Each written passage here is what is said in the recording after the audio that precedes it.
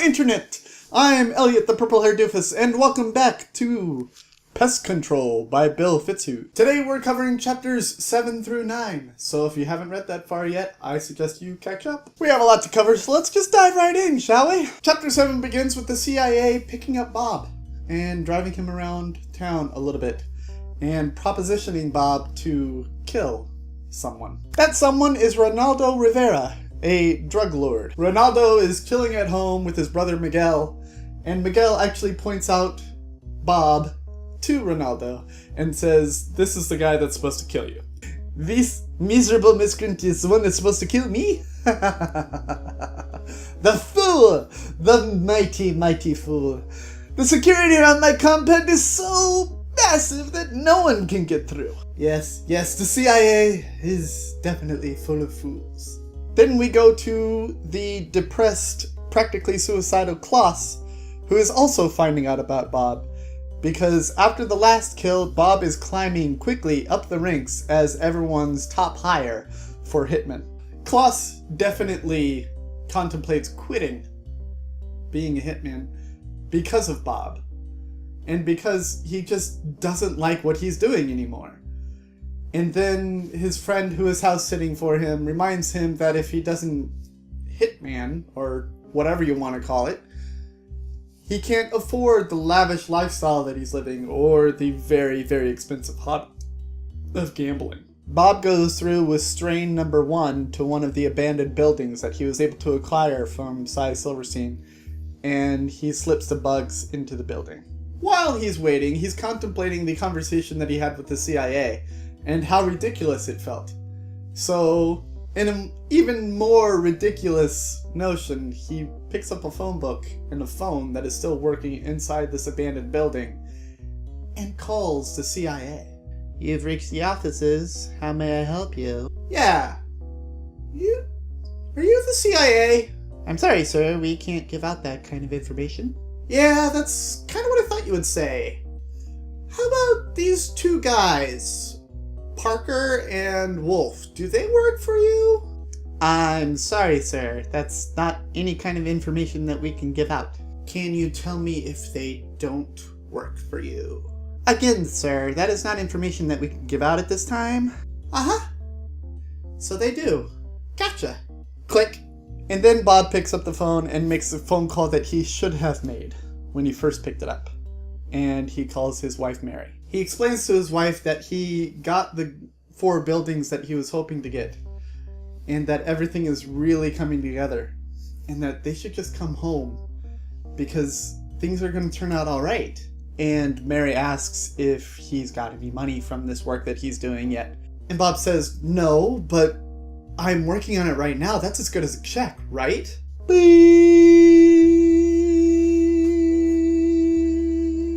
All Bob hears is dial tone after that.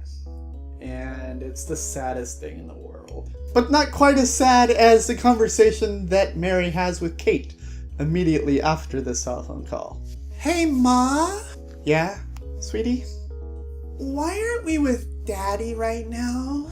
"Well, you see, Daddy lied to me. So I think you just need some time alone to think about what he did."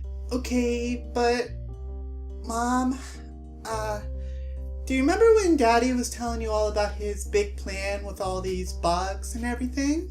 "Yeah."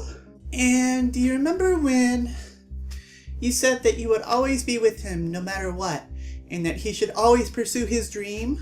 "Yeah." "So why aren't we with Daddy right now while he's pursuing his dream? Aren't you kind of lying to him?" Maybe I just need some time alone too." And then Mary frets over whether or not leaving was the right decision again. And it's just a decision that weighs on her more and more and more. The next chapter starts describing the extensive security around Ronaldo Rivera's place, and how someone snuck in and shot Ronaldo Rivera right between the eyes, and how that specific person was his brother, and how his brother went out and did a fake press where he said that he was going to hire a scarred, disfigured man named Roman to kill Bob for killing his brother. After news circulates that Ronaldo Rivera has been killed, the CIA obviously thinks that it was Bob that did it. And after the press report confirms that it was Bob that did it, the CIA prints out a check for Bob Dillon. First, the singer, then erases it and makes it to the exterminator instead. Bob comes back to the building and he sets another strain of bugs loose in the building, hoping that these will destroy all of the cockroaches inside. Both Ramon and Klaus arrive in New York City at the same time, as Klaus has decided that he needs to eliminate Bob. They both arrive in New York at the same time, and they both take a cab ride into the middle of New York without even knowing the connection between them. For some reason, I always read Klaus with a Russian accent. I don't know if that makes me a bad person or not, but it's just what I do. The UPS shows up at Bob's place to deliver the check that the CIA had printed for him. Only Bob wasn't home. But guess who was? Hey, you, UPS guy. Is that for that pipsqueak Bob Dillon? Yeah, I'll take it. So there's a landlord sitting there with $1.5 million in the corner of his house, and he doesn't even know it. Klaus is watching Bob, and as he's watching Bob, he notices Ramon following shortly behind Bob. And he realizes that Ramon is also there to kill Bob. Bob goes into the same building that he's been going in for the past 4 days and spends 16 hours spreading his bugs around the place, trying to destroy the strain of cockroaches inside. And Ramon quickly follows and inserts explosives into smoke detectors and places the smoke detectors all around the building in the rooms that Bob's not in. Mary reads love letters that Bob had written to her while they were in college. And that's when I really realize why exactly Mary loves Bob. And it's because of his passion. And it's not necessarily his passion for her, but just his passion as a whole. Because as he's writing this love letter to Mary, it's all about bugs. It's all about how these bugs are so romantic and they always remind him of her. And how everything that he does reminds him of her. And his passion in bugs shows that he will have passion for her. And it's just a very eye-opening moment of what women are kind of attracted to. Bob goes into his building, and he's setting up his last strain of bugs, and he puts his exterminator cap on one of the abandoned mannequins near a window. And he calls up Cy Silverstein, and he says, "I think I've done it. I think you should come right down to this building right now and check it out. I think all of the bugs are gone." And Cy says, "You know what? I'm 5 blocks away eating a sandwich. Why don't you come join me? I'll finish my sandwich, and then we'll both walk over together and check out the building." Bob says, "Yeah, that sounds like a great plan." Bob exits out a way that is not in view of Roman. And all Roman sees is the ball cap on the mannequin. And he has a remote trigger in his pocket ready to set off those explosives at any time. Unfortunately, he's at a cafe with a very rude waitress serving him. And this waitress is so rude that it makes me really hate all of the extras in this novel. And I think it's just because the author hates New York City. And that comes through in all of these small parts and how ugly and vile all of the small people are in this book. Eventually, Roman sets off the explosive, and the building that he's watching demolishes. At the same time, Bob and Cy Silverstein are walking towards the building. "You know, kid, I like your moxie. I like it a lot. But I always expected that when, you were getting rid of the bugs, the building would still be there." "You know, kid, don't worry about it. Don't worry about a thing. I still love your idea. But let's just say next time try and keep the building intact, okay? Relax, kid, relax. It's insured. I'll get paid for this. Don't worry about it, alright?" I didn't, no. Cy Silverstein kind of just pats him on the back and leaves after that, but assures him that he's still very excited about this bug plan and that Bob should just continue to do what he does. Bob, on the other hand, is scratching his head as to why the bugs that he set free would demolish a building. Roman, on the other hand, is kind of wiping his hands as this food that he miscellaneously ordered is brought to his table. Bob walks around New York City in a haze, his mind completely only on one thing, ignoring the entire world around him while he's trying to figure out why these bugs destroyed a building. Roman's eating his omelet and he looks up and he sees Bob and he spits his food all over the window. Roman tries to run after Bob and the waitress is like, "Oh hell no, sweetie, you ain't giving me no dine and ditch, okay?" And she dives after Roman and tackles him to the ground. And she reaches into his pockets and pulls out a whole handful of cash. "Oh, you're a rich man, aren't you?